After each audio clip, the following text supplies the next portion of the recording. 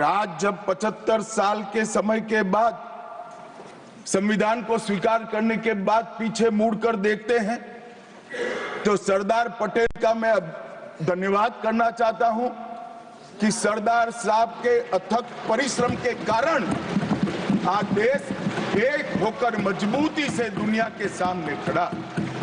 मान्यवर, जो कहते थे लोकतंत्र इस देश में सफल नहीं होगा, मैं वो सभी लोगों को इस सदन के माध्यम से कहना चाहता हूं कि 75 साल हो गए, हमारे साथ भी पास पड़ोस में दुनिया भर में कई लोग आजाद हुए, नई शुरुआत की, वहां कई बार अकस्मात हुए, लोकतंत्र सफल नहीं हुआ। हमारा लोकतंत्र आज पाताल तक गहरा पहुंचा है। अनेक परिवर्तन रक्त की एक बूंद बहाए बगैर हमने करे हैं और विचारधाराओं के आधार पर भी परिवर्तन करे हैं। अनेक तानाशाहों के गुमान, अभिमान और अहंकार को चूर चूर करने का काम इस देश की जनता ने किया है, मगर लोकतांत्रिक तरीके से किया है। और मान्यवर, जो कहते थे कि हम आर्थिक रूप से आत्मनिर्भर नहीं हो पाएंगे, उनको भी हमारी जनता ने, हमारे संविधान की खूबसूरती ने जवाब दिया है। हम आज दुनिया का 5वां अर्थतंत्र बनकर सम्मान के साथ, और ब्रिटेन जिन्होंने सालों तक हम पर राज किया, और ये जो मैंने तीनों आगाही की वहीं से पक्ष विपक्ष में से आई थी, आज ब्रिटेन भी अर्थतंत्र की तालिका में हमारे पीछे खड़ा है। मान्यवर, ये हम सब के लिए गौरव लेने का पल है, हम सब के लिए बोध लेने का भी पल है, और हम सब के लिए संकल्प लेने का भी पल है। और ये सदन जे आपने लगभग 80 से ज्यादा सांसदों को मान्यवर बोलने का मौका दिया, 31 घंटे की चर्चा हुई, और ये चर्चा में सभी भाव पक्ष या विपक्ष से कहीं न कहीं प्रकट हुए।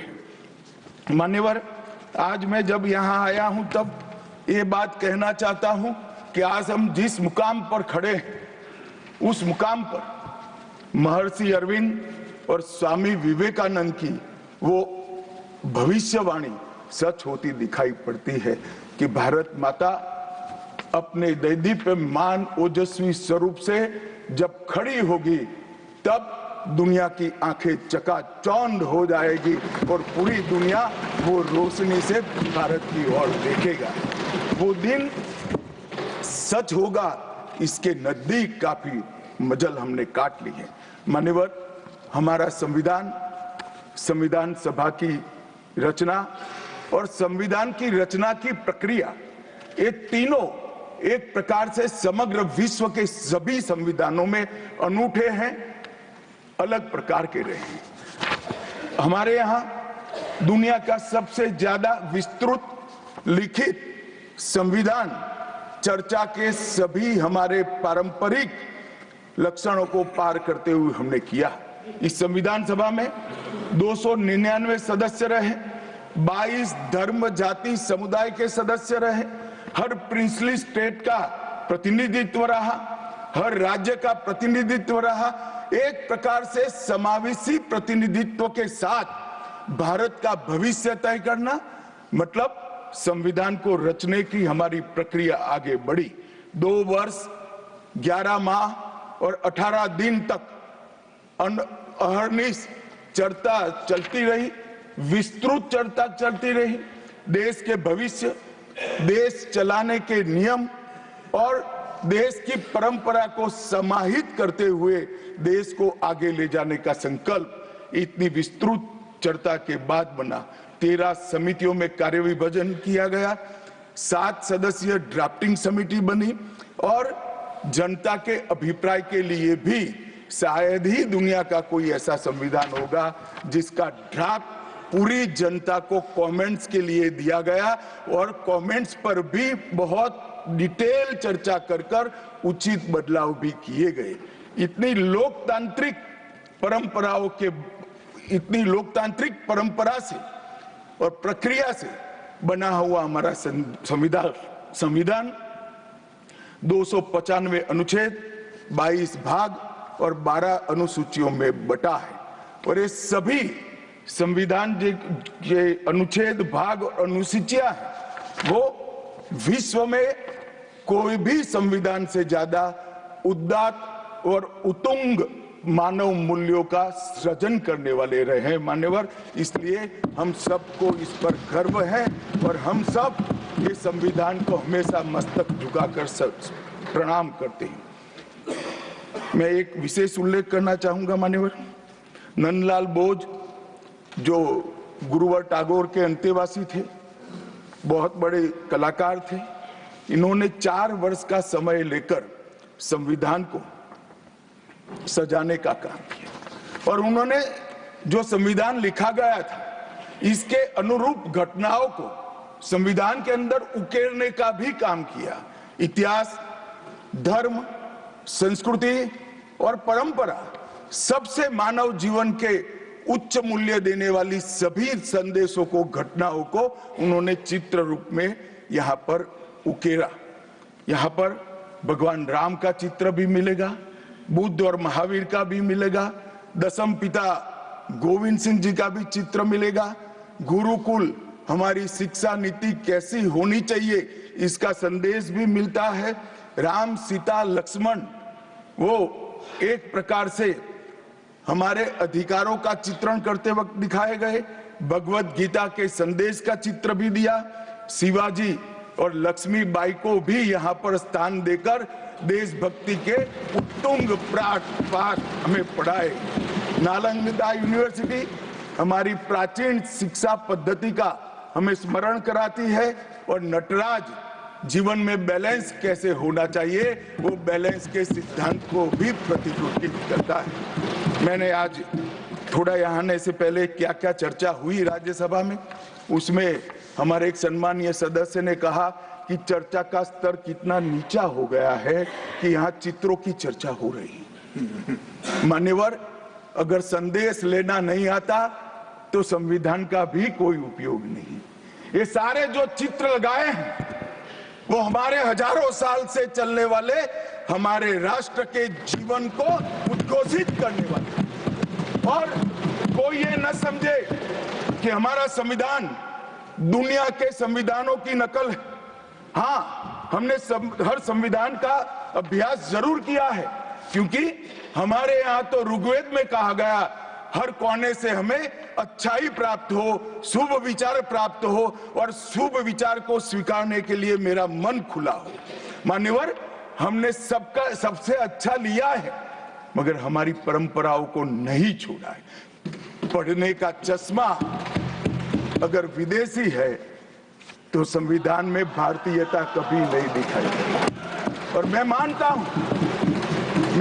हूं कि जिसने भी संविधान को सिर्फ शब्दों में छापा है और चित्रों को निकाल दिया है, उन्होंने संविधान की भावनाओं के साथ छल किया है। चित्र बगैर का संविधान अधूरा संविधान।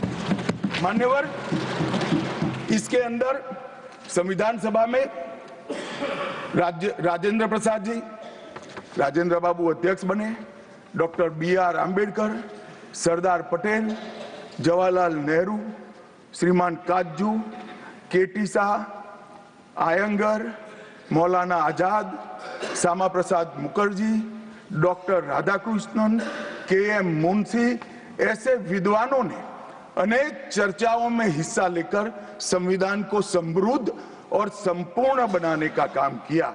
परंतु इतना ही नहीं, संविधान सभा के जो सदस्य थे इसके अलावे भी विवेकानंद, महर्षि अरविंद, महात्मा गांधी, गोपाल कृष्ण गोखले, तिलक महाराज, वीर सावरकर, लाला लजपत राय और राष्ट्र, लोकतंत्र और हमारी परंपराओं में उच्च मूल्यों को स्थापित करने वाले हर महापुरुष की भावनाओं का ये महापुरुष ने उल्लेख कर कोई न कोई सिद्धांत को प्रस्तापित किया है। मान्यवर, जब इतने सारे मनुष्यों का अच्छा विचार जिस संविधान में हो उसको सफल होना ही था। ये संविधान सफल होने के लिए संविधान सभा की चर्चा अगर कोई ध्यान से पढ़ेगा तो वेद, उपनिषद चाणक्य नीति, विदुर नीति, शांति पर्व, रामायण और महाभारत, इसमें से निपजे हुए मानव जीवन के सभी मूल्यों को भी इसके अंदर हमने समाने का प्रयास किया था। मान्यवर, 75 साल हो गए संविधान को किस प्रकार से हमारे राजनीतिक दलों ने और हमारी पॉलिटिकल पार्टियों के साथ साथ हमारी सरकारों ने भी किस प्रकार से आगे बढ़ाया, इसकी भी चर्चा जरूर होनी चाहिए। मैं मानता हूं ये चर्चा समय उचित होगी। हमारे संविधान की रचना के बाद डॉक्टर आंबेडकर ने बहुत सोच समझकर एक वाक्य किया था। मैं आंबेडकर जी के वाक्य को सदन के सामने प्रस्तुत करना चाहता हूं। कोर्ट, कोई संविधान कितना भी अच्छा हो वह बुरा बन सकता है अगर जिन लोग पर उसको चलाने की जिम्मेदारी है वो अच्छे न हो। उसी तरह से कोई भी संविधान कितना भी बुरा हो वो अच्छा साबित हो सकता है अगर उससे चलाने वालों की भूमिका सकारात्मक और अच्छी हो। ये दोनों घटनाएं मान्यवर हमने हमारे संविधान के 75 साल के कालखंड के अंदर देखी है और मैं तथ्यों के आधार पर सदन के सामने और सदन के माध्यम से देश की जनता के सामने भी रखना चाहता हूं। हमारे संविधान को कभी भी अपरिवर्तनशील नहीं माना गया। समय के साथ साथ देश भी बदलना चाहिए, समय के साथ साथ कानून भी बदलने चाहिए और समय के साथ साथ समाज भी बदलना चाहिए। परिवर्तन ये जीवन का मंत्र है, सत्य है। इसको हमारे संविधान सभा ने स्वीकार किया था। इसलिए आर्टिकल 368 में संविधान संशोधन इसके लिए प्रोविजन किया गया। अभी कुछ राजनेता आए हैं, 54 साल की आयु में अपने आप को युवा कहते हैं और ये घूमते रहते हैं, संविधान बदल देंगे, संविधान बदल देंगे, संविधान बदल देंगे। मैं उनको समझाना चाहता हूं कि संविधान बदलने का प्रोविजन, संविधान के प्रावधानों का बदलने का प्रोविजन अनुच्छेद 368 के अंदर संविधान में ही है। और मैं आज फिर से एक बार कहना चाहता हूं, थोड़ा ज्ञानवर्धन भी हो जाए किसी का। भाजपा ने 16 साल राज किया माननीय, 6 साल अटल जी ने किया, 10 साल मोदी जी ने किया और 5 साल और मोदी जी करेंगे। एक प्रकार से 16 साल हमने शासन किया। 16 साल में हमने 22 बार संविधान बदला, संविधान के अंदर परिवर्तन की। और कांग्रेस ने 55 साल करा और 55 साल में 77 परिवर्तन कांग्रेस ने भी किए, कांग्रेस के शासन में भी हुए। अब भारतीय जनता पार्टी और कांग्रेस दोनों ने परिवर्तन किए। ये परिवर्तन का टेस्ट कैसा था, किस प्रकार से किए गए? संवैधानिक प्रक्रिया से भी परिवर्तन होते हैं और संविधान को तोड़ मरोड़ कर, फॉर्मेलिटी कर भी परिवर्तन कर सकते हैं। परिवर्तन करने का उद्देश्य क्या था, क्या हासिल करना था? क्या हमारे लोकतंत्र को मजबूत करने के लिए परिवर्तन किए गए? क्या हमारे जिनको अधिकार नहीं है ऐसे लोगों को समकक्ष अधिकार लेने के लिए परिवर्तन किए गए या अपनी राज्य सत्ता को टिकाने के लिए परिवर्तन? इस पर से ही पार्टी का कैरेक्टर, पार्टी के चलने की पद्धति और पार्टी का संविधान में विश्वास ये सबको मालूम पड़ता है। मैं ज्यादा संविधान के संशोधन में नहीं जाऊंगा मान्यवर। दोनों प्रमुख दलों के 4 संविधान संशोधन को मैं लेना चाहूंगा।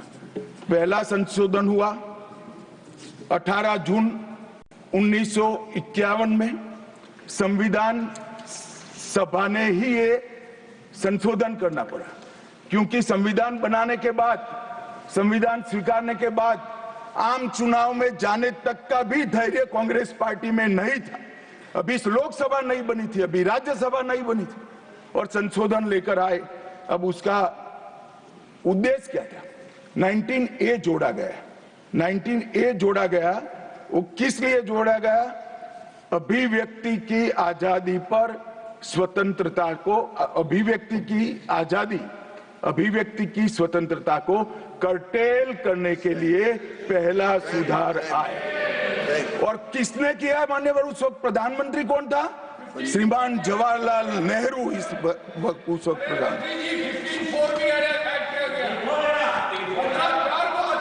आप बता चुके। अब मान्यवर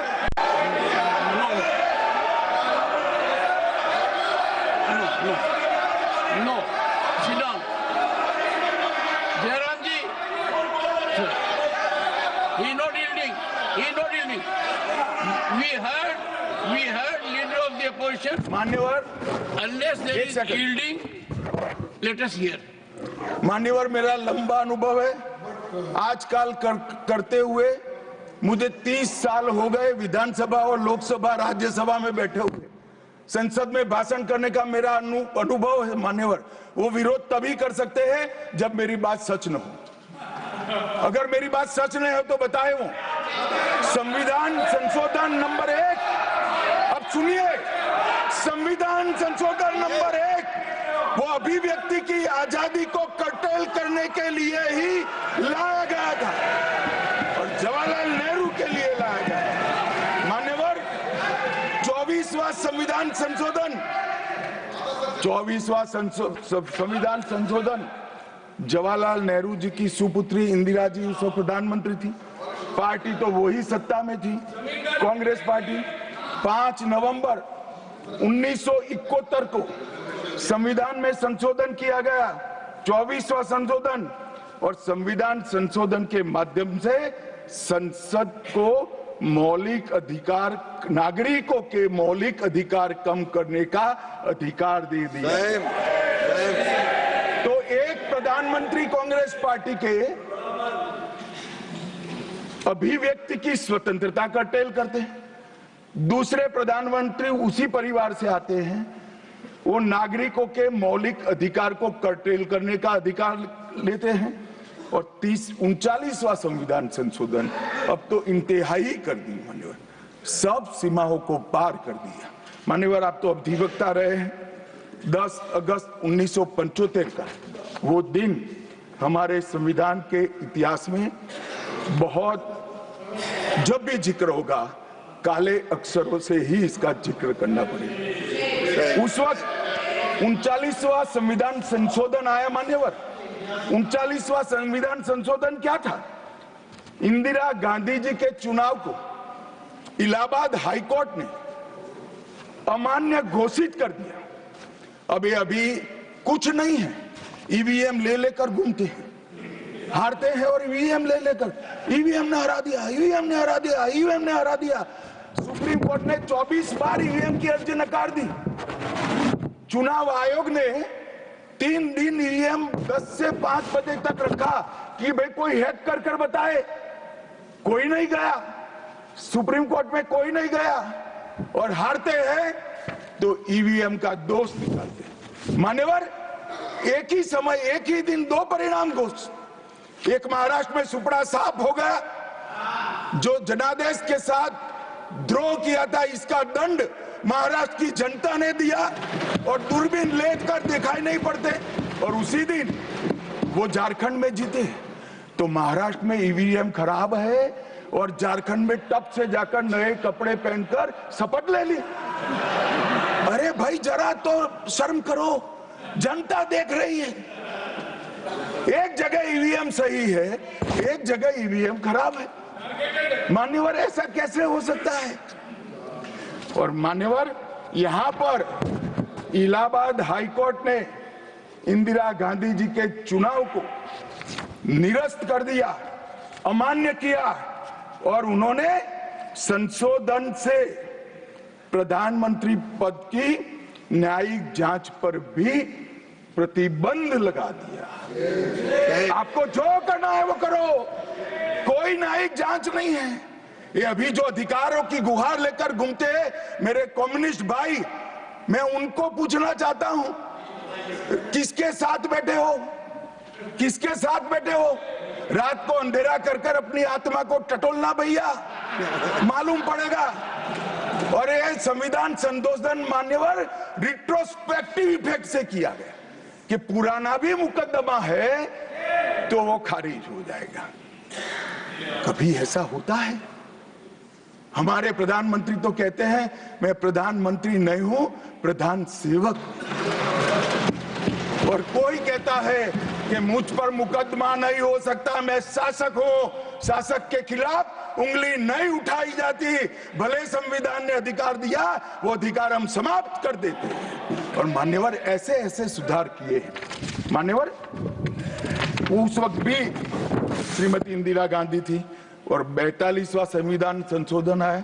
मान्यवर अभी अभी सुबह दूसरे सदन में वन नेशन वन इलेक्शन का बिल पेश हो रहा था। सारी कांग्रेस पार्टी और इनके साथी दल लोकसभा को, विधानसभा और लोकसभा का कार्यकाल बदलने का अधिकार नहीं है। मैं सुन रहा था, है नहीं है तो जब बिल आएगा तब चर्चा करेंगे। परंतु भाई आपने क्या किया? 42वें संशोधन से 3 जनवरी को लोकसभा और राज्य की विधानसभाओं का सामान्य कार्यकाल 5 वर्ष से बढ़ाकर 6 साल कर दिया। क्यों किया? कि अभी चुनाव होगा तो हम हार जाएंगे, इसलिए लोकसभा को ही लंबा कर दो। इतनी निर्लज्जता के साथ विश्व में कोई संविधान संशोधन नहीं हुआ होगा। मान्यवर दूसरा, कुछ कानून पारित करने थे, सदस्य उस वक्त ज्यादा विरोध तो कर नहीं सकते थे, मगर विरोध करने का नया तरीका कुछ कांग्रेस में जिसमें हिम्मत थोड़ी बची कुची थी, इन्होंने कहा एब्सेंट रहने लगे तो क्वारम नहीं होता था। तो फरवरी 1 को संविधान संशोधन किया कि संसद और राज्यसभा में क्वारम की आवश्यकता नहीं है। वाह, 5 लोग भी है तो चला लो भाई।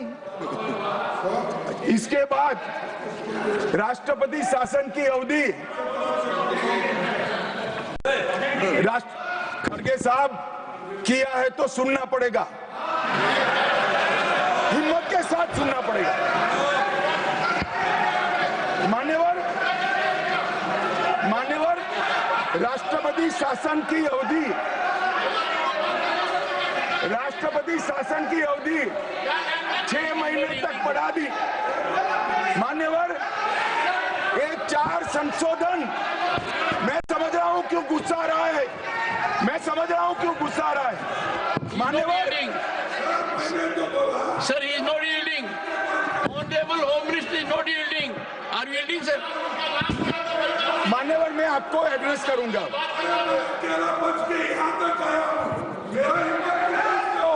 तुम तो कायर हो, तुम मान्यवर, तुम लड़ाकू हो। Okay. मान्यवर मैं आपको एड्रेस करूंगा। Go on record. What the Honorable Home Minister said. खड़गे जी मैं आपका बहुत सम्मान करता हूं, आपकी हाजिरी वहां दर्ज करने के लिए कृपया बैठे, मुझे बोलने दीजिए।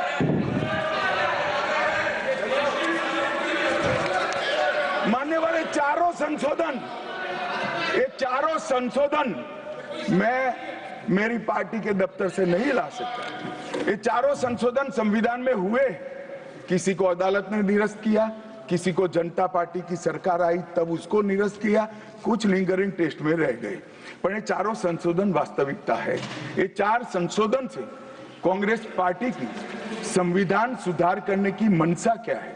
एक में हम पर केस न हो, दूसरे में हम चुनाव हारने वाले तो समय बढ़ा देना, तीसरे में मेरे पर जांच नहीं हो सकती, और चौथे में नागरिकों के संविधान प्रदत्त अधिकारों को समाप्त करें। ये उद्देश्य बताते हैं। अब मैं हमारा 4 संशोधन लेकर आता हूं। मान्यवर सबसे पहला संशोधन नरेंद्र मोदी जी ने सरकार में किया, 101वां नंबर भी अच्छा आया है। 101वां संशोधन 1 जुलाई 17 को हम जीएसटी को लेकर आए मान्यवर, और इस देश के अर्थतंत्र को रिदम में लाने का। कश्मीर से कन्याकुमारी और कामाख्या से द्वारका तक विशाल फैले हुए देश को जीएसटी के तहत 100 अलग अलग बिक्री करके कानूनों को समाप्त कर लोगों की हालाकी खत्म कर एक कानून लाने का काम नरेंद्र मोदी जी ने किया, और वो लोगों की भलाई की। कल की डिबेट मैंने पढ़ी है, कोई सदस्य बोले कि नरेंद्र मोदी जी ने विरोध किया था।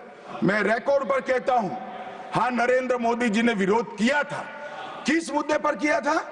आप जीएसटी तो लाना चाहते थे, मगर राज्यों को कंपनसेशन की गारंटी देना नहीं चाहते थे। हम जीएसटी भी लाए और राज्य को विकास दर के हिसाब से कंपनसेशन की गारंटी भी दी। इतना ही नहीं, गारंटी का 10 साल तक पालन करने का काम भी भारतीय जनता पार्टी की नरेंद्र मोदी सरकार ने किया। हम संशोधन लाए देश के अर्थतंत्र को सुचारू बनाने के लिए। दूसरा संशोधन लाए, 102वां संशोधन, national commission of backward class को संवैधानिक दर्जा देने का काम। अब कुछ लोगों को पेट में दुख रहा है कि नरेंद्र मोदी जी ने ये क्यों किया। मैं साहब आगे बहुत सारी बातें बताऊंगा। नरेंद्र मोदी जी इसलिए कर पाए कि आपने नहीं किया था। अगर आप ये कर देते तो मोदी जी के तो भाग्य में ही नहीं आता। मगर साहब, पिछड़ी जातियों का कल्याण कभी भी कांग्रेस पार्टी का विश्वास नहीं रहा, मान्यता नहीं रही, नीति भी नहीं रही। भारतीय जनता पार्टी ने संविधान संशोधन पिछड़ी जातियों के कल्याण के लिए। तीसरा संशोधन क्या लाए? 130वां संशोधन 12 जनवरी 19, किसी भी जिनको आरक्षण का फायदा नहीं मिलता है, ऐसी जाति के गरीब से गरीब बच्चों को 10% आरक्षण देने का फैसला। गरीब कल्याण और गरीब हटाओ की बातों, गरीबी हटाओ की बातों सालों तक करी, सूद नहीं मिली, समय नहीं मिला, विचार नहीं आया। ये विचार नरेंद्र मोदी जी को आया और गरीबों को, बच्चों को 10% आरक्षण पूरे देश भर में मिला। मान्यवर 105वां संशोधन, ओबीसी की पहचान करने के लिए केंद्र के पास अधिकार थे।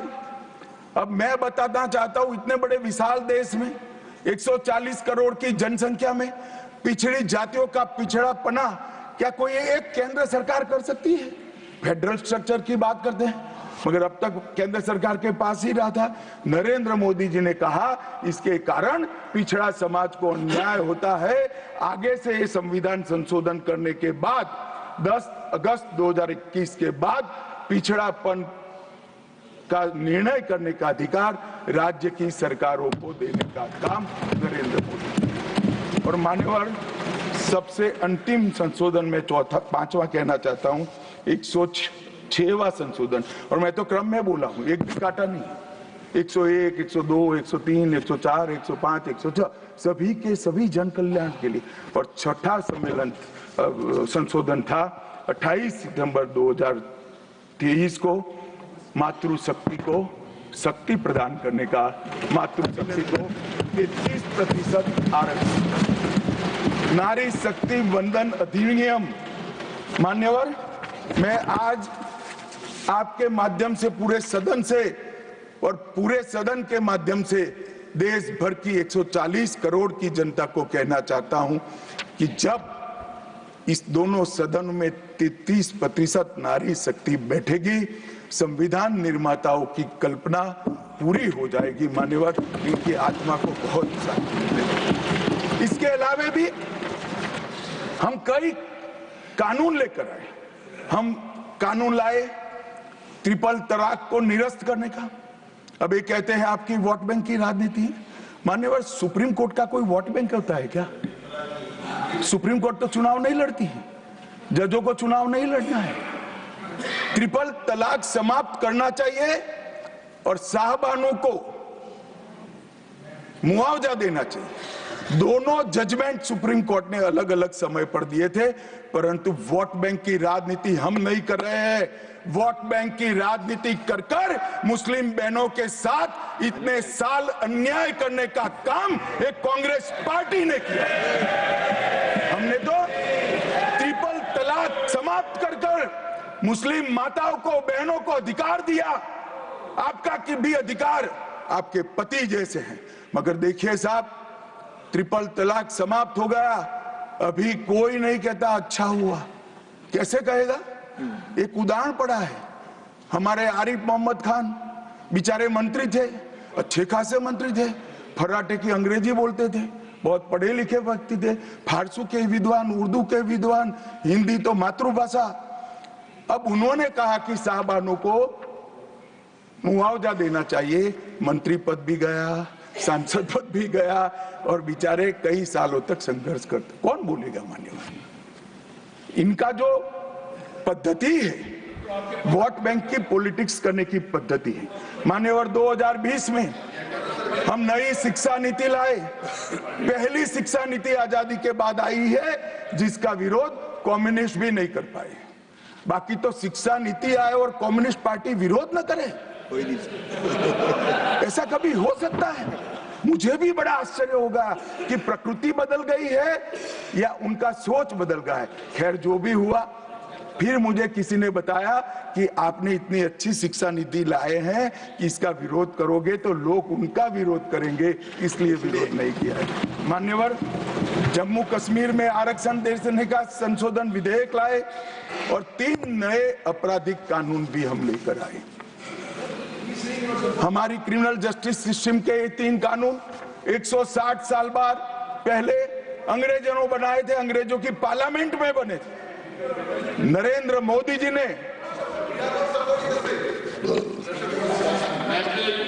माननीय नरेंद्र मोदी जी ने बीएनएसएस और बीएसए के माध्यम से हमारी संपूर्ण न्यायिक आपराधिक न्याय प्रणालिका को भारतीयकरण करने का काम नरेंद्र मोदी जी। और वो कानून जो अंग्रेजों को राज टिकाने के लिए बने थे, वो कानून को समाप्त कर हमारे संविधान ने हमारे नागरिकों को जो अधिकार दिए हैं, समय पर न्याय मिलना चाहिए, इसका करने का काम नरेंद्र मोदी जी ने किया। इस देश को गुलामी की मानसिकता से आजाद करने का काम कई सालों के बाद अगर किसी ने किया तो हमारे नेता नरेंद्र मोदी ने किया। और आप तो कई साल तक, अटल जी की सरकार आई, कई साल तक बजट शाम को 5:30 बजे रखते थे।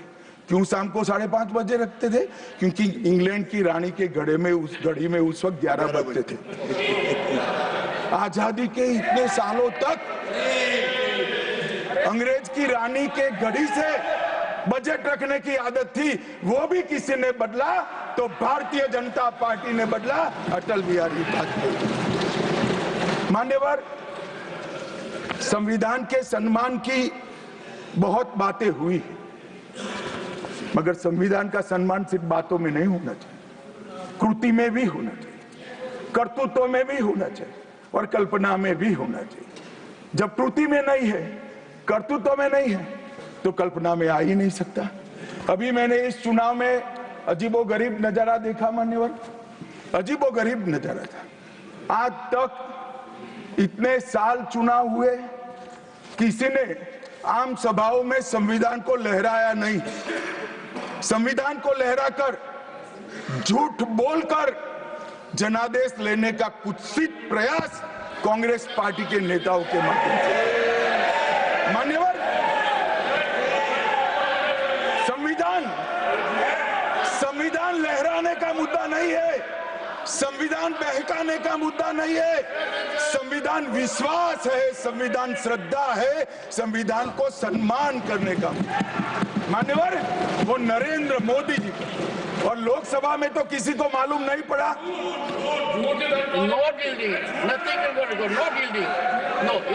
मान्यवर, लोकसभा में तो किसी को मालूम नहीं पड़ा, लोकसभा में तो किसी को मालूम नहीं पड़ा। जागरूकता थी, महाराष्ट्र में भी लहराने के अलावे बांटने गए तो एक पत्रकार के हाथ में भी आ गया, खोला तो मान्यवर पूरा कोरा था, अंदर कुछ लिखा ही नहीं था, प्रीएम्बल भी नहीं था। मान्यवर, इतना बड़ा छल, आपकी बात नहीं कर रहा मैं, ये तो पकड़े जाने के बाद तो सब लोग सुधर जाते हैं। मान्यवर, 75 साल के इतिहास में संविधान के आयुष्य में संविधान के नाम पर इतना बड़ा छल मेरे जीवन में तो मैंने ना देखा है ना जाना है। और कारण ढूंढते हैं कि क्यों हारे। मैं बता दूं, कारण मत ढूंढिए, कमेटी की जरूरत नहीं है। संविधान और आरक्षण करते थे, लोग जान गए कि संविधान फर्जी लेकर घूमते हो तो लोगों ने हरा दिया। मान्यवर, ये प्रति जो लेकर घूमते हैं, इसमें गोखले साहब ने क्या लिखा है वो एक बार पढ़ लें। उन्होंने लिखा है कि इंदिरा जी और कांग्रेस पार्टी ने संविधान पर सबसे ज्यादा कठोर कुठाराघात करने का काम किया है। जो प्रति लेकर घूमते हैं ना, उसकी प्रस्तावना में लिखा है। माननीय अध्यक्ष, माननीय सभापति महोदय, माननीय सभापति महोदय, संविधान कैसे तोड़ा मरोड़ा जा सकता है, इसके भी मैं दो उदाहरण देना चाहता हूं। हमारे सेना के जवान, सुरक्षा दलों के जवान, वो हमारी मातृभूमि की 1 इंच भूमि पर जान देने के लिए तैयार है। सैकड़ों हजारों लोग शहीद हुए 1 इंच भूमि के लिए। और मान्यवर, किसी को भी भूमि देनी है तो आर्टिकल 1 अमेंड करना पड़ेगा। आर्टिकल 1 में हमारे भूभाग की व्याख्या की गई है, इसको बदलना पड़ता है। तमिलनाडु के पास एक टापू था, कच्चा तीवू टापू। वो टापू 1974 में अचानक ही एक एग्रीमेंट कर वन फाइन मॉर्निंग लंका को दे दिया गया। मान्यवर, चलो भाई, बहुमत था आपका, मान लो ऐसे भरोसे से किया होगा कि संसद मेरा सम्मान रखेगी, परंतु बाद में भी ये चीज, ये आर्टिकल 1 का बदलाव आज तक नहीं आया है और वो हमारा भूभाग आज हमारा हिस्सा नहीं है। मान्यवर, ऐसा खिलवाड़ भारत नहीं, दुनिया के किसी भी देश में शासकों द्वारा संविधान के साथ नहीं किया होगा। मान्यवर, आप तो अधिवक्ता है। 35A को कॉन्स्टिट्यूशन ऑर्डर से, राष्ट्रपति महोदय के ऑर्डर से दाखिल किया गया। अब दाखिल तो हो सकता है, पर कॉन्स्टिट्यूशन ऑर्डर को दोनों सदन की परमिशन चाहिए, जो हमने धारा 370 हटाने के लिए ली। मैं आज कांग्रेस के मित्रों को पूछना चाहता हूं, जो संविधान की दुहाई देते हैं, 35A जब आपने लागू किया, इसके कॉन्स्टिट्यूशन ऑर्डर पार्लियामेंट में कब डिबेट में आया, कब मतदान हुआ, किसने पारित किया? पार्टी को तो निजी परिवार की जागीर समझते हो, संविधान को भी निजी परिवार की जागीर आप लोग समझ रहे। मान्यवर, इतना बड़ा छल देश की 2 संसदों के साथ किया है। एक पूरा 35A डाल दिया संसद संविधान में, पार्लियामेंट के पास सब्जेक्ट ही नहीं है। देश का भूभाग दे दिया, पार्लियामेंट के साथ विषय ही नहीं आया। किस प्रकार से आपने संविधान के साथ खिलवाड़ किया है, किस प्रकार से आपने देश को चलाया है, ये देश की जनता को आज इस बहस से मालूम पड़ना चाहिए। मान्यवर, आपातकाल, अभी बड़ी बड़ी उद्दात भावनाओं का स्मरण कांग्रेस के मेरे दोनों सदनों के साथी सदस्य कर रहे थे। यंग सदस्य करे तो मैं समझता हूं, शायद इन्होंने इतिहास न पढ़ा हो, मगर जो लोग आपातकाल के वक्त थे वो भी करते थे। किसी की भी स्मृति इतनी अल्पकालीन कैसे हो सकती है? मान्यवर, क्या हुआ था आपातकाल में? लाखों लोग कोई अपराध के बगैर जेल में ठूस दिए गए, लाखों लोग, कोई पॉलिटिकल पार्टी बाकी नहीं है। आज इनके साथ बैठे हैं, उनमें से भी कुछ लोग जेल में थे, वो भी नहीं बोलते हैं। न्यायालय में डर का माहौल, मीडिया पर सेंसरशिप। इंडियन एक्सप्रेस ने अपना संपादकीय एक भी शब्द लिखे बगैर का कोरा संपादकीय प्रकाशित करा।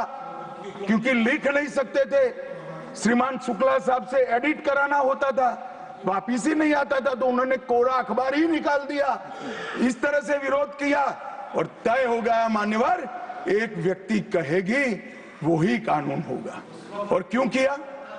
देश पर आक्रमण हुआ था क्या? देश की आंतरिक सलामती ठीक नहीं थी क्या? ना ना ना ना ना ना, ऐसा कुछ नहीं हुआ था।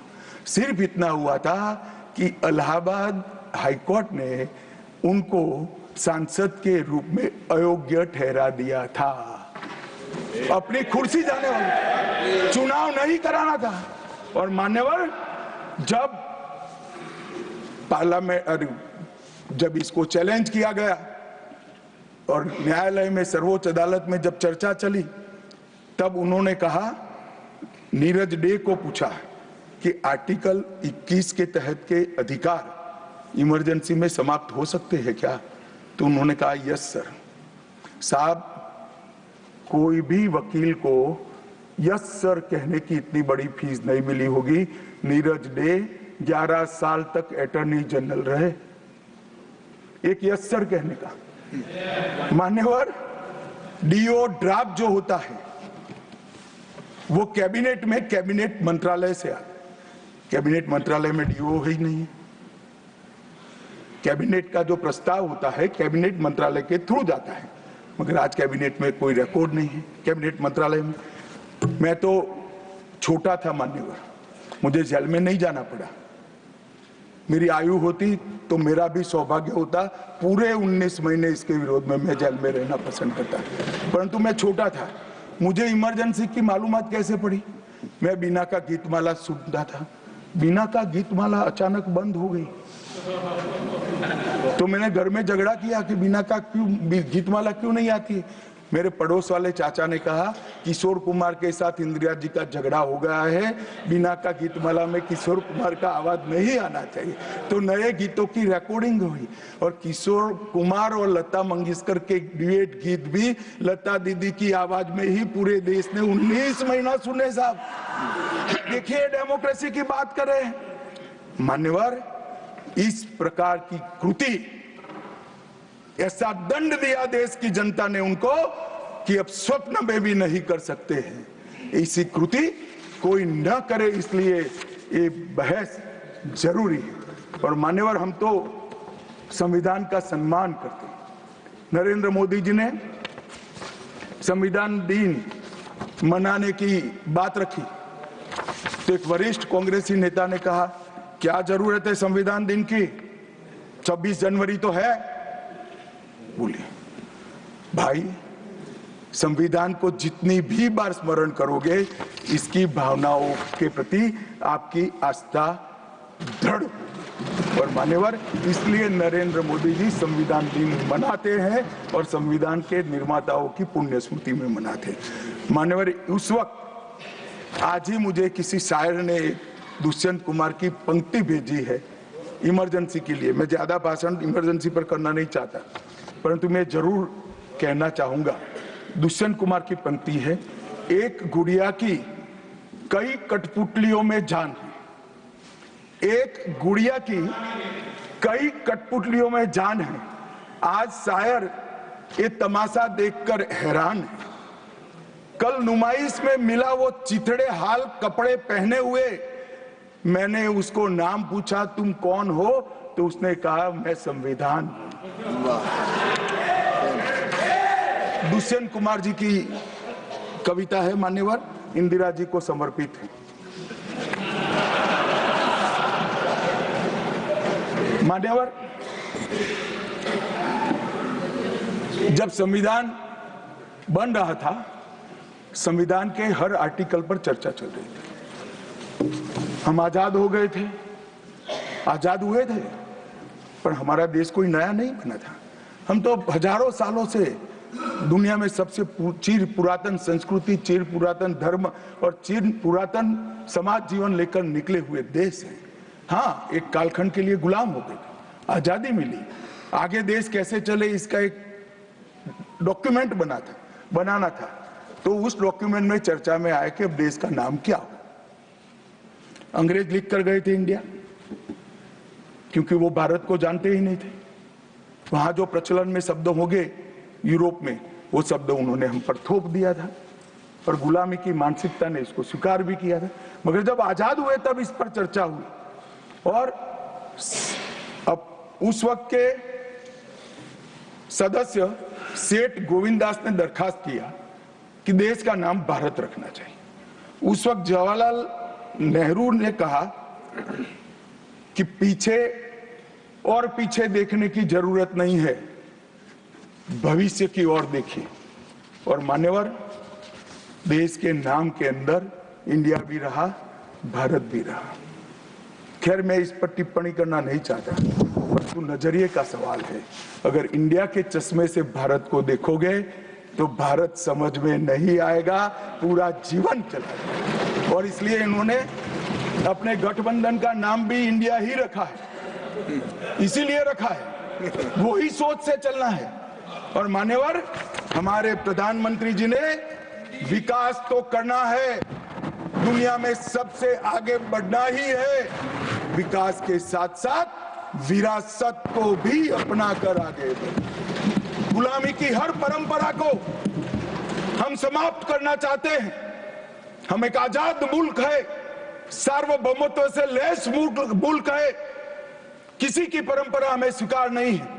परंपरा बदलनी है तो हम बदलेंगे, नए कपड़े हर कोई पहनता है, हम भी पहनेंगे, परंतु हमारी पुरानी परंपराओं पर हमें शर्म नहीं है। और मान्यवर, क्या किया नरेंद्र मोदी ने? राजपथ, जो अंग्रेज सम्राट के सम्मान में नाम रखा गया था, उसका नाम बदलकर कर्तव्य पथ रखा था। इंडिया गेट पर किंग पंचम जॉर्ज की मूर्ति लगी थी, मूर्ति हटा दिया, शर्म के मारे में स्थान खाली था, हमने वहां सुभाष बाबू की प्रतिमा लगा। मान्यवर, नेवी का चिन्ह जो देकर गए थे वही चलता था। हमने वीर छत्रपति शिवाजी महाराज की नेवी के चिन्ह को हमने भगवान बिरसा मुंडा की 150वीं जयंती को जनजातीय गौरव वर्ष के रूप में मनाया। राष्ट्रीय युद्ध स्मारक हमने बनाया और राष्ट्रीय युद्ध स्मारक में अमर जवान की ज्योति को विलीन करने का काम भारतीय जनता पार्टी के नेता नरेंद्र मोदी। संसद के अंदर राजा जी ने जो उदात्त भावनाएं व्यक्त की थी, जिसको जवाहरलाल जी ने भी स्वीकारा था, मगर बाद में शर्म का एहसास हुआ, सेंगोल को इलाहाबाद के म्यूजियम में भेज दिया। नरेंद्र मोदी जी ने विधिवत तरीके से सेंगोल को संसद के अंदर प्रस्तावित कर नई संसद बनाई और विश्व भर में चोरी की गई मूर्तियां, आर्टिफैक्ट्स जो थे वो 345 हजारों साल पुराने हमारे मूर्तियां और आर्टिकल्स, उसको वापस लाने के लिए हमारे विदेश मंत्रालय ने काम किया। न्यू एजुकेशन पॉलिसी, पूरा देश अंग्रेजी में चले, ऐसे षड्यंत्र चले इतने सालों तक। न्यू एजुकेशन पॉलिसी में हमने कंपलसरी कर दिया, बच्चे की प्राथमिक शिक्षा मातृभाषा में होगी। मान्यवर, मातृभाषा में आईएएस आईपीएस का एग्जाम नहीं दिया जाता था, हमने वहां मातृभाषा में एग्जामिनेशन को किया। अभी तमिलनाडु के सदस्य बोल रहे थे, पहले आप जिनके साथ बैठे हो उनके शासन में तमिल में आईएएस आईपीएस का पेपर नहीं लिख सकते थे। आज तमिल मीडियम में बड़ा हुआ बच्चा गर्व के साथ देश का टॉप ब्यूरोक्रेट बन सकता है। ये व्यवस्था हमने करी। मान्यवर, अंडमान और निकोबार के द्वीप समूह का नाम जो अंग्रेज रखे थे वो छोड़कर गए थे। सुभाष बाबू ने जब अंडमान निकोबार जीता तब उन्होंने नामकरण किया था शहीद और स्वराज, उसको भुला दिया गया। आजादी के बाद फिर से अंग्रेजों का नाम वापस लाए, नया न रखो कोई बात नहीं भाई, सुभाष बाबू ने रखा, निकाल दिया। हमने डंके की चोट पर सुभाष बाबू के नाम शहीद और स्वराज दोनों वापस लाने का काम किया। ल्यूटियन में रेस कोर्स रोड पर रहते थे हमने लोक कल्याण मार्ग करा, डेलहाउसी रोड का नाम दारा सिकोह के नाम से किया और निर्मला जी ब्रीफकेस की जगह वही खाता लेकर आज जब बजट देती है तब पूरे देश भर के भारतीय संस्कृति के लोगों को आनंद होता है। मान्यवर, 1500 से ज्यादा पूरे नए कानूनों को हमने समाप्त करने का काम किया। इन्होंने अपने परिवार की प्रसिद्धि के अलावे कुछ नहीं किया। हजारों जगह पे गांधी नेहरू परिवार के नाम मिलेंगे और किसी का नहीं। सुभाष बाबू का पुतला भी हमने लगाया। मान्यवर, हमने प्रधानमंत्री संग्रहालय बनाया। जवाहरलाल जी से लेकर नरेंद्र मोदी जी के पहले जितने बने वो सभी प्रधानमंत्रियों के जीवन कवन को हमने दिखाने का काम किया। वहां पहले सिर्फ जवाहरलाल जी का मिशन। G20 की अध्यक्षता हमने की और भारतीय सांस्कृतिक और वैश्विक समन्वय को हमने प्रोत्साहित। राम मंदिर का निर्माण, काशी विश्वनाथ धाम का पुनरुद्धार, काशी उज्जैन शारदा पीठ, करतारपुर साहिब कॉरिडोर, योग को वैश्विक पहचान और 160 साल पुराने कानूनों को खत्म करने का काम नरेंद्र मोदी जी ने किया। हम पीछे नहीं गए। ऐसा वो मानते थे पीछे चले जाओगे, पीछे नहीं गए थे, नहीं गए। पीछे तो आप छोड़कर गए थे। आप 14वें नंबर पर छोड़कर गए थे। अटल जी 11 पे लाए, फिर 11 से नीचे नहीं गए, देश पर बड़ा उपकार किया। मोदी जी 11वें से 5वें नंबर पर लाए और 27 में 3रे नंबर पर पहुंच गए। मान्यवर, अभी अभी कुछ नेताओं को आरक्षण में चुनाव जीतने की फॉर्मूला दिखाई पड़ती है। आरक्षण आरक्षण आरक्षण आरक्षण। आरक्षण कोई आज की कल्पना नहीं है। हमारे संविधान निर्माताओं ने की। आर्टिकल 15 और 16 में SC, ST और OBC को आरक्षण का प्रोविजन किया गया। मान्यवर, ये मूल प्रोविजन है, कोई नया नहीं है। इतनी जोर से आरक्षण आरक्षण आरक्षण कर कर छाती चौड़ी कर कर चिल्लाते। आज मैं बताना चाहता हूं कि कांग्रेस पार्टी किस प्रकार से आरक्षण विरोधी पार्टी है। मान्यवर, इनका कहना और करना दोनों अलग है।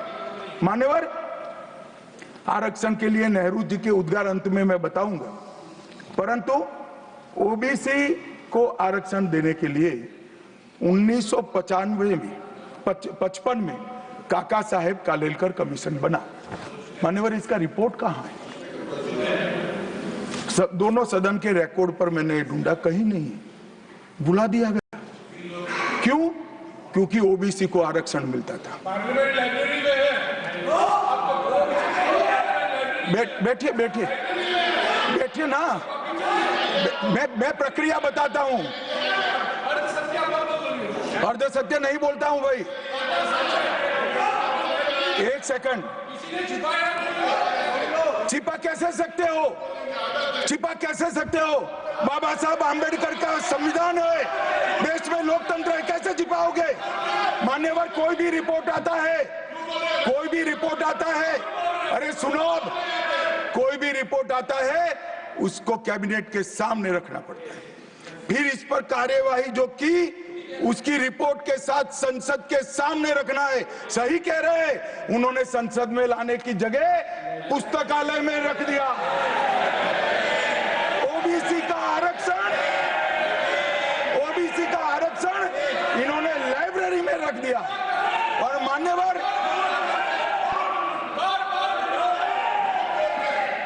मान्यवर, अगर काका साहेब कालेलकर कमीशन का रिपोर्ट स्वीकार कर लिए होते तो 1980 में मंडल कमीशन की रिपोर्ट की जरूरत ना पड़ती।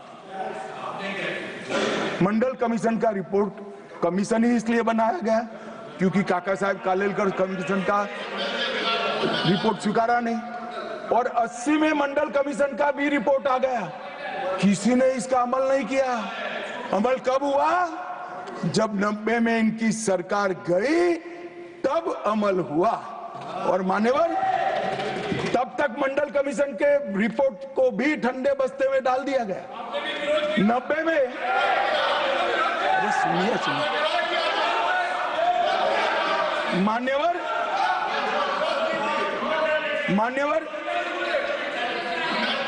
मंडल कमीशन के रिपोर्ट को जब स्वीकार किया गया, लोकसभा में प्रतिपक्ष के नेता थे श्रीमान राजीव गांधी। मैंने राजीव गांधी जी के सभी भाषणों को खंगाला। सबसे लंबा भाषण मंडल कमीशन के रिपोर्ट के विरोध करने के लिए किया है। और इन्होंने कहा पिछड़ों को आरक्षण देने से इस देश में योग्यता का अभाव हो जाएगा। अब ये तो आपके विचार हैं। मान्यवर, राजीव गांधी की स्पीच भी, श्री राजीव गांधी की स्पीच भी लोकसभा के रिकॉर्ड पर पड़ी है। लाइब्रेरी में आप जाते हैं, लोकसभा की स्पीच निकलवा कर नहीं पढ़ते। जयराम जी, पढ़ लीजिए एक बार। और नरेंद्र मोदी जी ने क्या किया मान्यवर?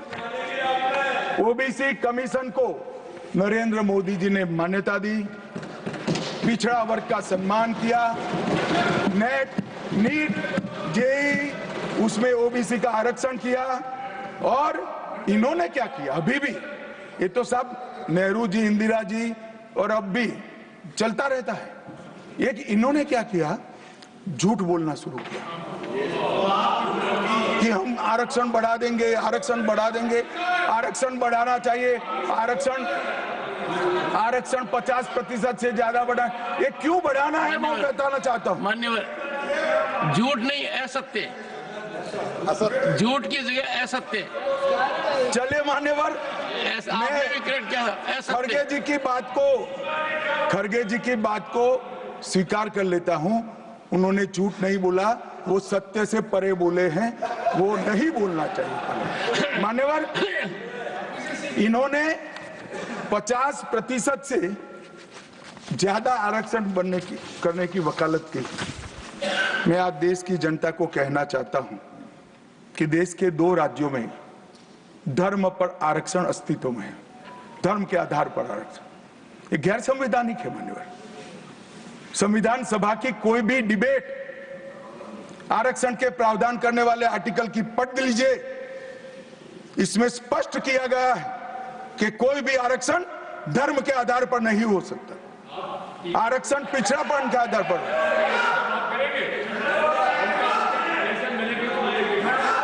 मान्यवर, मगर दोनों राज्यों में जब कांग्रेस की सरकार थी तब धर्म के आधार पर आरक्षण दिया।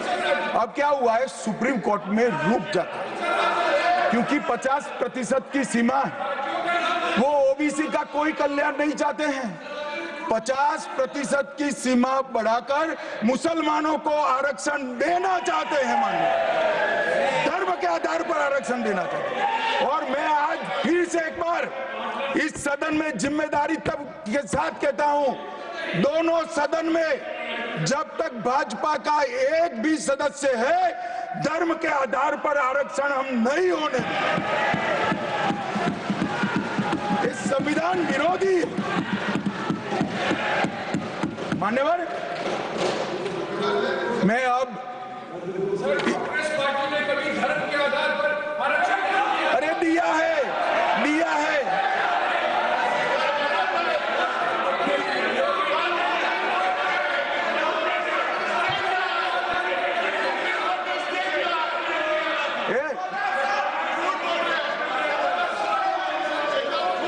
मान्यवर, इससे तो ये बच जाएंगे, मगर मैं रिकॉर्ड पर से कुछ कोट अनकोट कहना चाहता हूं जो संविधान सभा की चर्चा का रिकॉर्ड है। जवाहरलाल नेहरू जी ने कहा, मैं ये देखकर सचमुच आश्चर्यचकित हूं कि नियुक्तियों में आरक्षण के सिद्धांत को कितनी देर तक ले जा रहा है, मतलब कितना बढ़ा रहे हैं। मुझे नहीं लगता कि ये बिल्कुल अच्छा है।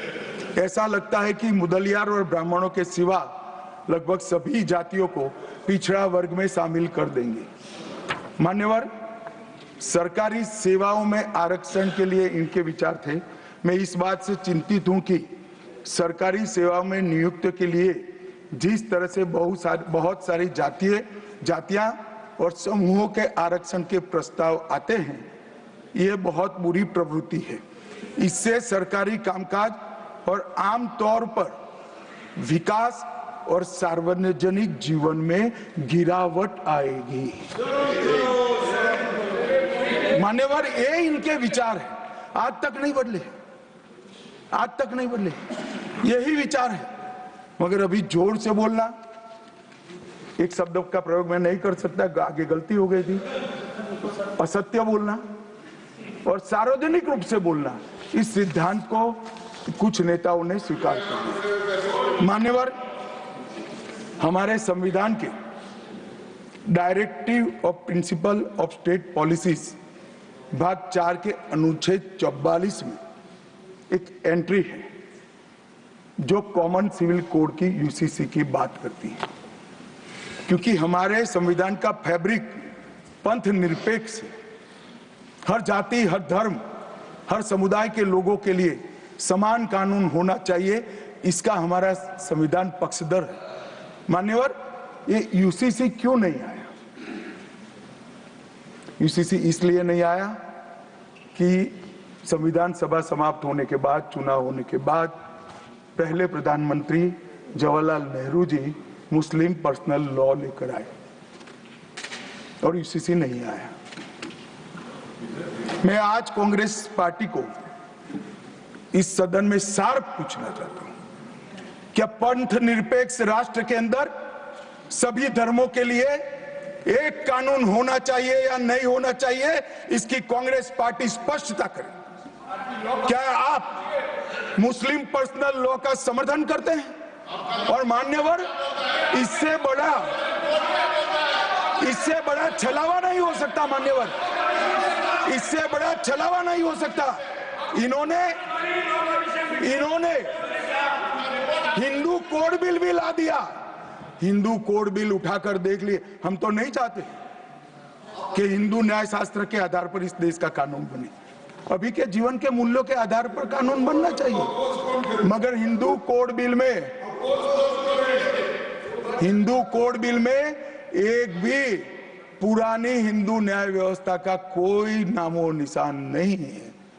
हिंदुओं को बुरा न लगे इसलिए मुस्लिम पर्सनल लॉ दिया, तो सामान्य कानून को हिंदू कोड बिल बना दिया। मान्यवर, चलो मैं तो कहता हूं कि खड़गे जी और जयराम जी कह रहे हैं कि भाई पर्सनल लॉ का अधिकार मिले तो हमें आपत्ति नहीं है, तो फिर पूरा सरिया लागू करिए। क्रिमिनल में क्यों सरिया निकाल दिए? बताओ भाई, क्या चोरी करे इसके हाथ काट दोगे? कोई इससे जगद्य महिला के साथ अपराध करे तो पत्थर मारकर मार दोगे? देशद्रोही को रोड पर सूली चढ़ाओगे?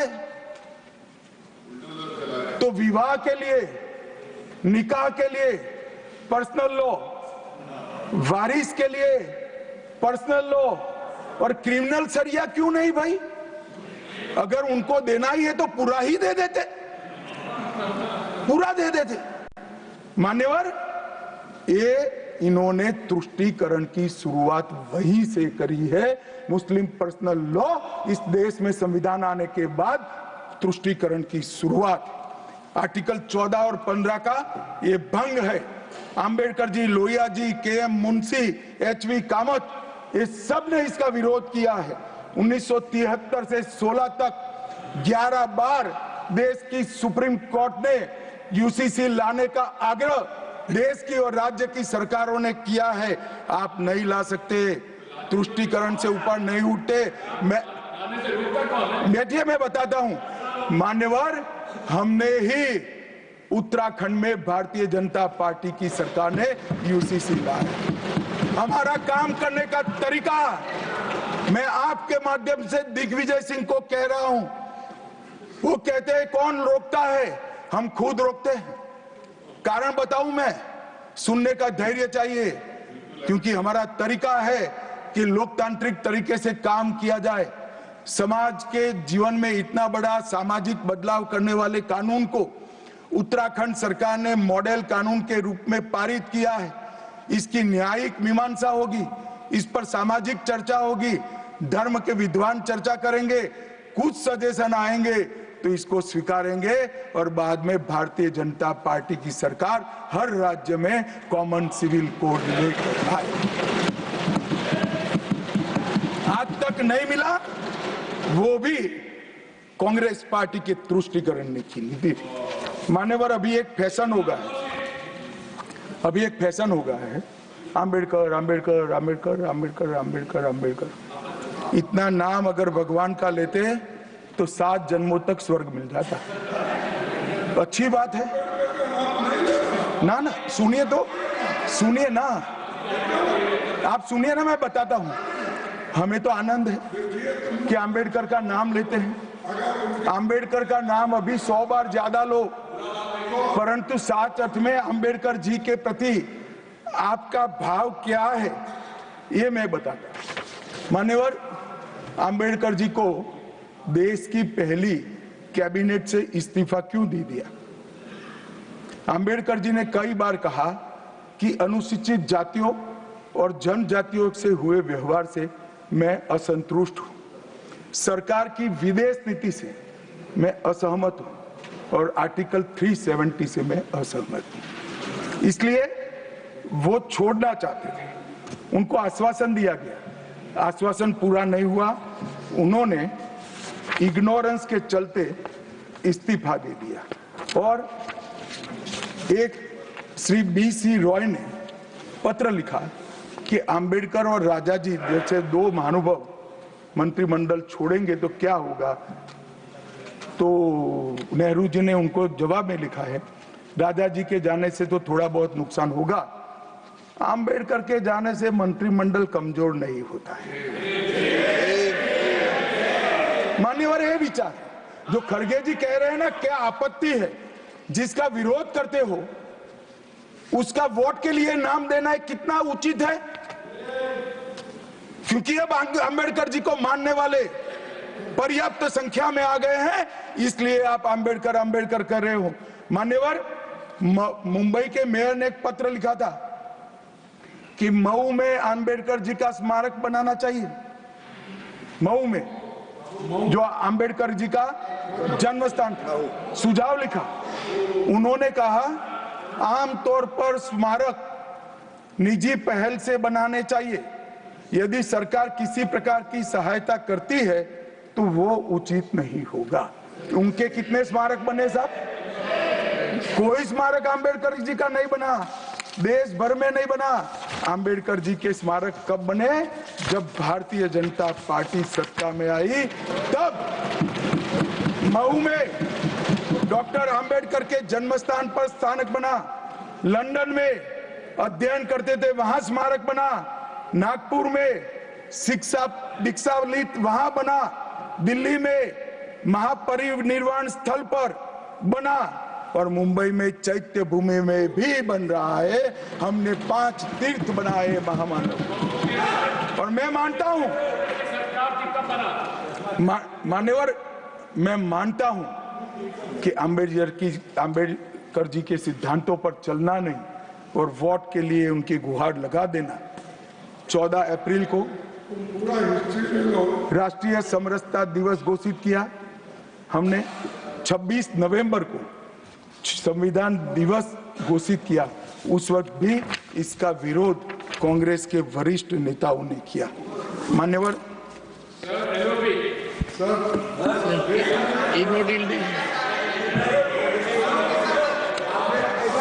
मान्यवर, 370 पर कई बार चर्चा हुई है। मैं ज्यादा कहना नहीं चाहता। सब जानते हैं कि एक टेम्पररी प्रोविजन को अनौरत संतान की तरह अपनी गोदी में 70 साल तक कांग्रेस ने खिलाने का काम किया और 370 हटाने के लिए लोहे का जिगर चाहिए। और जब देश के प्रधानमंत्री नरेंद्र मोदी जी 2019 में फिर से प्रधानमंत्री बने, एक ही झटके से इसी सदन में 370 और 35 को समाप्त। इसी सदन में कहते थे खून की नदियां बह जाएगी। खून की नदियां छोड़ो, कंकड़ चलाने की किसी की हिम्मत नहीं है। कंकड़। और मान्यवर, क्या हुआ? इसके बाद क्या हुआ? 35,000 पंचायत के सदस्य आजादी के बाद पहली बार चुनकर आए। 2 करोड़ 11 लाख एक वर्ष में पर्यटक आए, पत्थरबाजी शून्य हो गई, आतंकवादी घटना 92% कम हो गई, एरिया डोमिनेशन बढ़ा। 33 साल के बाद घाटी में थिएटर में रात्रि का शो चल रहा है। 34 साल के बाद ताजिया का जुलूस निकला।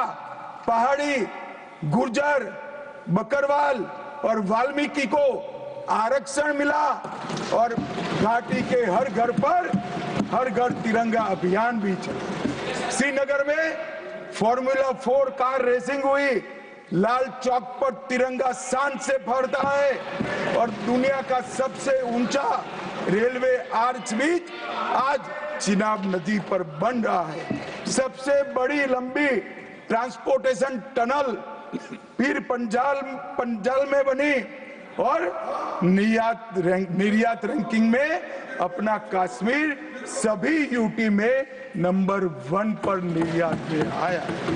मान्यवर, 80,000 करोड़ पाकिस्तान से आए हुए विस्थापित, घाटी से भगाए गए विस्थापित और पश्चिमी पाकिस्तान से आए हुए विस्थापित को 80,000 करोड़ दिया और 1,19,000 करोड़ का निवेश आज आ गए। मान्यवर, 370 के रहते 70 साल में 12,000 करोड़ का निवेश आया था, अब 5 साल के अंदर 1,19,000 करोड़ का। G20 के डेलीगेट्स भी वहां गए।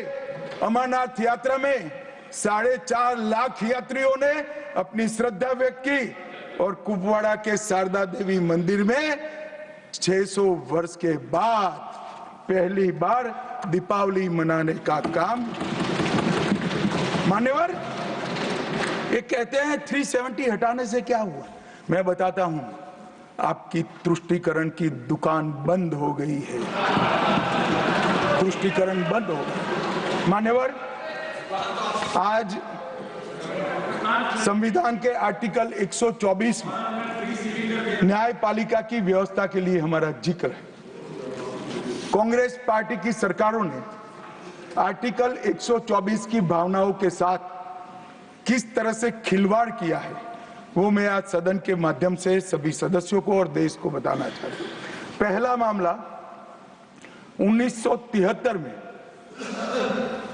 जब संसद और सुप्रीम कोर्ट के बीच में न्यायिक पुनरावलोकन, जुडिशियल रिव्यू के लेकर संघर्ष हुआ, तब उसको समाप्त कर देने का काम कांग्रेस पार्टी ने किया और इसके बाद में केशवानंद भारती ने फिर से इसको रिस्टोर किया। फैसले से नाराज होकर, फैसला तो चलो पक्ष में भी आता है, खिलाफ भी आता है, हमारे खिलाफ भी कई फैसले आते हैं, क्या कर सकते, मानना चाहिए, हमारी संवैधानिक व्यवस्था है, आर्टिकल 124 कहता है। परंतु कांग्रेस ने क्या किया, 3 वरिष्ठ न्यायाधीश जस्टिस JM सेलत, KS हेगड़े और AN ग्रोवर, तीनों को प्रमोशन से महरूम कर सजा देकर चौथे न्यायाधीश को प्रमोशन देने का काम करा, जिसके कारण ये 3 सज्जनों ने अपना अपमान महसूस करते हुए संविधान की सुरक्षा के लिए इस्तीफा देकर घर पे जाना पसंद किया। ये किया है मैंने। दूसरा मामला 76 में ADM जबलपुर बनाम शिवकांत शुक्ला, ये बार बार दोहराना चाहिए, 140 करोड़ लोगों को रट हो जाना चाहिए जिससे कोई हिम्मत न कर सके इमरजेंसी डालने की। हर बच्चे को रटाना चाहिए कि तानाशाहों को क्या करना चाहिए। मान्यवर, ADM जबलपुर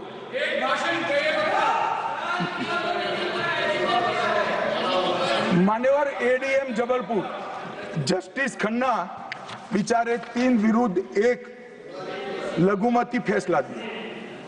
क्या हुआ, वो कभी भी चीफ जस्टिस नहीं बन पाए। मान्यवर, उनको रिटायर्ड हो जाना।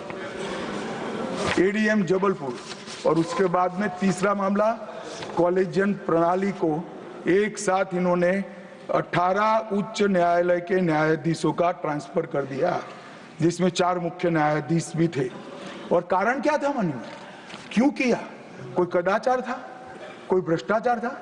ना ना ना ना, ये सभी 18 उच्च न्यायालय के न्यायाधीशों ने प्रत्यक्षीकरण मतलब हेबियस कॉर्पस को एंटरटेन किया, जो उनका संवैधानिक अधिकार है।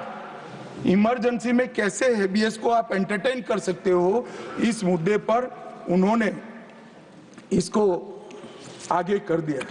मान्यवर आर्टिकल 34, 14 और 21 इसकी सेंस को निकाले तो हर व्यक्ति को समानता से जीने का अधिकार है। हम कम्युनिस्ट सोच से बना हमारा संविधान नहीं है। सब समझते हैं कि व्यक्ति की माली हालत इसका भाग्य, परिश्रम और बुद्धिमत्ता के आधार पर तय होती है। हर व्यक्ति एक समान माली हालत में नहीं रह सकता, मगर आर्टिकल 14 और 21 का मतलब इतना तो जरूर निकलता है कि इनको बेसिक सुविधाएं मिल जाए। घर मिले, बिजली मिले, पानी मिले, खाना मिले, इलाज मिले, शिक्षा मिले। 75 साल तक इस देश की जनता को गरीबी हटाओ का नारा देने वाले कांग्रेस पार्टी गरीब रखे। और मान्यवर 10 साल में नरेंद्र मोदी जी ने 9.6 करोड़ गरीब महिलाओं को उज्ज्वला का कनेक्शन देकर उनके घर में गैस पहुंचा। 12 करोड़ गरीबों के घर में शौचालय पहुंचे। शुद्ध पीने का पानी 12.65 लाख करोड़ घरों में पहुंचा। 18,000 गांवों में बिजली पहुंची। 14.5 करोड़ किसानों के खाते में 2.40 लाख करोड़ रुपया सीधा डीबीटी से पूरा ट्रांसफर हुआ। 36 करोड़ आयुष्मान भारत के कार्ड बने और 8.19 करोड़ दर्दियों ने उससे मुफ्त में अपना इलाज कराया है। और मान्यवर अब 70 साल से अधिक कोई भी आय वर्ग का व्यक्ति हो, इसको 5 लाख तक का इलाज मोदी सरकार ने, प्रधानमंत्री जी ने फ्री कर दिया। 36 राज्यों में 80 करोड़ लोगों को one nation one ration card दिया। 5 किलो अनाज मुफ्त दिया। 25 लाख करोड़ रुपए की राशि सीधी बैंक खातों में डीबीटी के माध्यम से गई है। 11,000 करोड़ रुपया 1 करोड़ लाभार्थी को, रेहड़ी पटरी वालों को दिया। और सबसे बड़ी बात, 2 करोड़ लखपति दीदी बनाने का काम नरेंद्र मोदी। और मान्यवर विश्वकर्माओं के लिए भी काम। अभी मान्यवर ये बात मैं बहुत संवेदनशील होकर के आप सदन के सामने रखता हूं। लोकसभा में चर्चा हो रही थी। कांग्रेस पार्टी के एक वरिष्ठ सदस्य ने कहा, सावरकर के लिए जो उन्होंने उद्गार निकाले मैं तो रिपीट नहीं कर सकता। मान्यवर सावरकर जी के सामने जो वीर लगा है ना, वो कोई सरकार, कोई पॉलिटिकल पार्टी की चुनी हुई सरकार ने नहीं दिया है। इसके सामने वीर, उनकी वीरता के कारण 140 करोड़ लोगों ने। मान्यवर ऐसा उत्कृष्ट देशभक्त जिसके लिए ऐसे उच्चारण देश की सबसे बड़ी पंचायत में होते हैं, इसके बारे में कोई जानकारी लिए बगैर लगातार कई सालों से झूठ फैलाया जाता है। मैं आज रिकॉर्ड पर कहना चाहता हूं मान्यवर,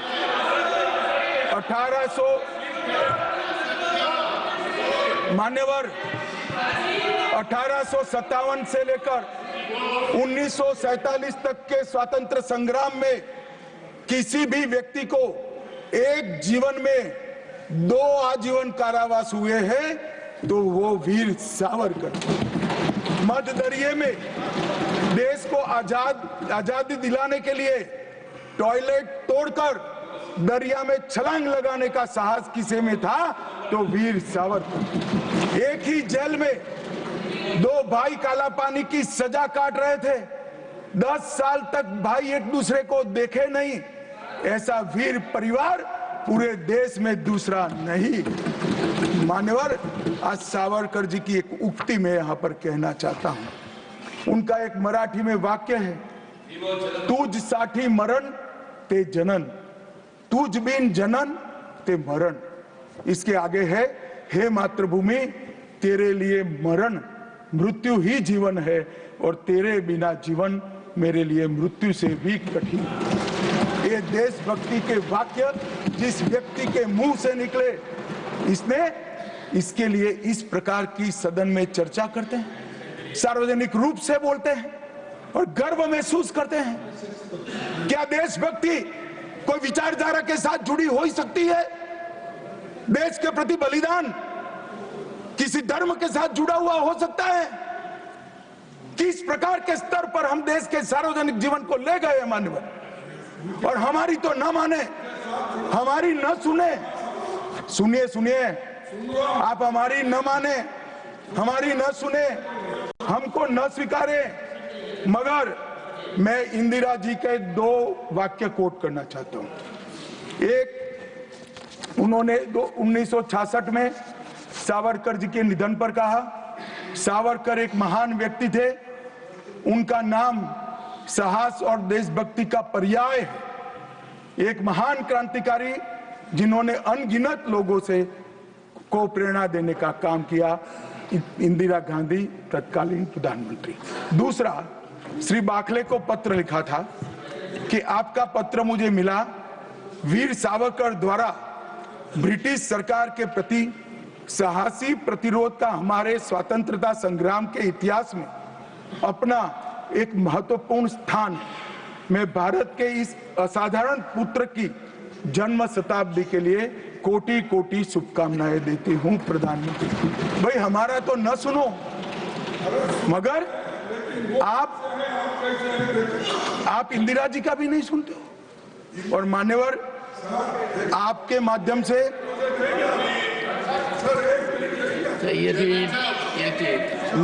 ना सब बीच में नहीं जगह होती है। मान्यवर, मेरा आज इस चर्चा के माध्यम से देश भर के अलग अलग पॉलिटिकल पार्टी, अलग अलग विचारधारा, अलग अलग धर्म के लोगों को एक निवेदन है कि देशभक्ति, वीरता, बलिदान और समर्पण को धर्म के साथ, विचारधारा के साथ या पार्टी के साथ मत जोड़िए। जो वीर होता है वो वीर होता है, कोई भी पार्टी में जो होता है।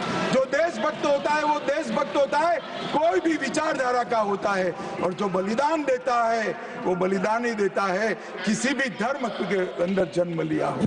मान्यवर, ये बहुत नीचा विचार है, एक स्तर से नीचा विचार। और मैं चाहता हूं कि आज की चर्चा से देश की जनता इस प्रकार की चीजों का जवाब मांगना शुरू करे। मान्यवर, कांग्रेस पार्टी ने, हमारे संविधान ने 3 चीजों को, हर आर्टिकल का हार्द निकालेंगे तो कहीं ना कहीं इसे और जाएगा।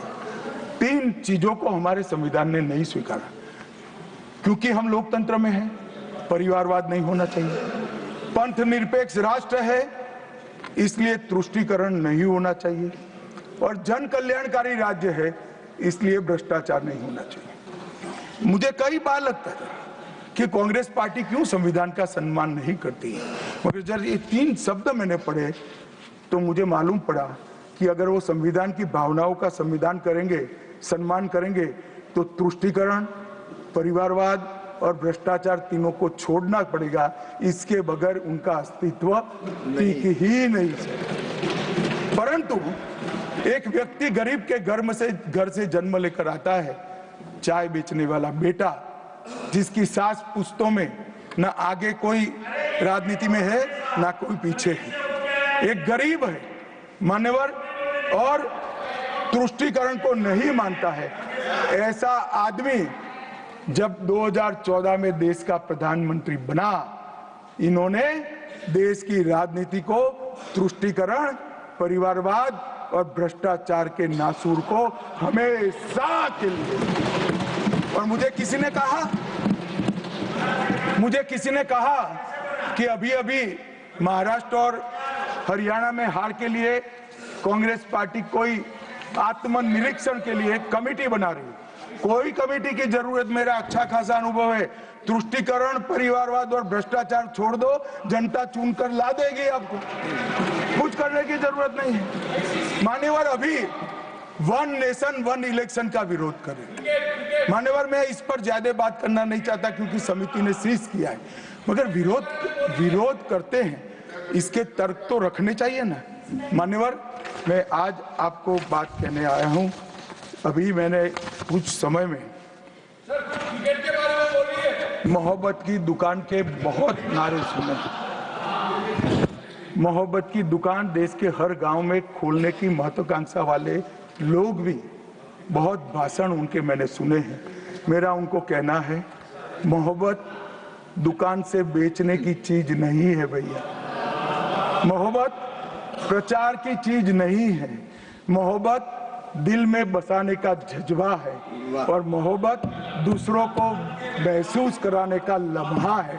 अगर इतना समझ जाएंगे तो और कोई तकलीफ नहीं पड़ेगी। मान्यवर, अंत में मैं इतना कहना चाहता हूं कि आजादी के अमृत महोत्सव में इस देश के प्रधानमंत्री जी आजादी के अमृत महोत्सव को बहुत अच्छे तरीके से एक वेल डिजाइन मैनर में मनाने का निर्णय किया। पूरे लाखों कार्यक्रम हुए। इसका मीन निकालते, इसका हार निकालते तो आता है 3 उद्देश्य सामने आते हैं। बालकों, बच्चे, युवा और जनता को आजादी के 90 बस लंबे आजादी के संग्राम के इतिहास की जानकारी देना। गुमनाम आजादी के सेना नायकों का नई पीढ़ी और आने वाली पीढ़ी को परिचय कराना। 75 साल में हमने जो सिद्धियां प्राप्त की है, इसका गौरव 140 करोड़ भारतीयों के मन में उत्पन्न करना। और जब आजादी के 100 साल हो गए, तब ये देश पूरे संसार में हर क्षेत्र में नंबर 1 पर हो, ऐसे महान भारत की रचना। और ये संकल्प अब श्री नरेंद्र मोदी का नहीं रहा है, ये संकल्प देश के 140 करोड़ लोगों का संकल्प हो गया है। इसको जब भी मैं जनता के बीच में जाता हूं, इसको महसूस भी करता हूं। मान्यवर, आज मोदी जी ने अमृत काल की कल्पना करी है।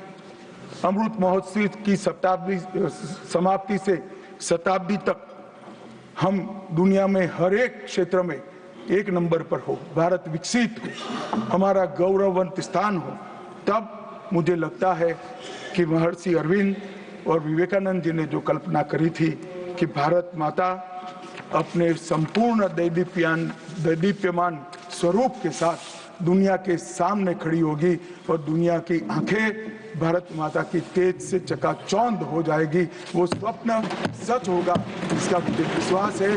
स्वप्न सच करने का रास्ता, एकमात्र रास्ता हमारा संविधान है और इसमें छेड़खानी करने का किसी का साहस न हो, वो जनता ने सुनिश्चित करना है। आपने मुझे मौका दिया, इसलिए बहुत The House stands adjourned to meet at 11 a.m. on Wednesday, the 18th December 2024.